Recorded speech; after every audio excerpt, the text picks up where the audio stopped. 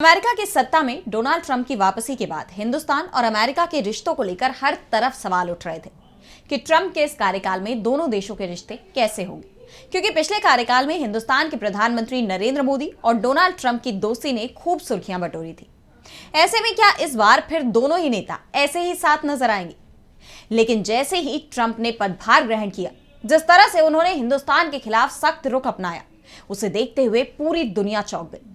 हाल ही में PM Modi America के दौरे पर भी गए थे और इस दौरान भी साफ दिखा कि कैसे ट्रंप ने मोदी से अपनी सभी मांगे मनवा ली, लेकिन हिंदुस्तान के हित में एक भी समझौता नहीं हुआ।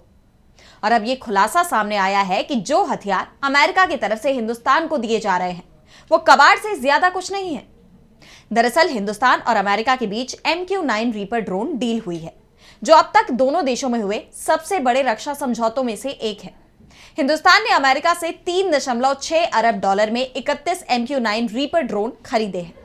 अमेरिका जल्दी ही इन ड्रोनों की डिलीवरी भी देने वाला है, लेकिन यमन के हूती विद्रोहियों ने दावा किया है कि उन्होंने अमेरिका के एक और MQ-9 रीपर ड्रोन को मार गिराया है। इजरायल और हमास के बीच जंग शुरू होने के बाद MQ-9 रीपर ड्रोन के खिलाफ उनका ये 15वां कामयाब हमला है।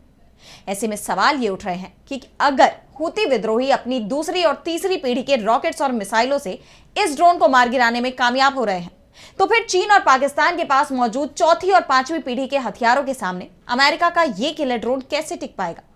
क्योंकि हिंदुस्तान ये ड्रोन अपनी सीमाओं पर सुरक्षा मजबूत करने के इरादे से खरीद रहा है।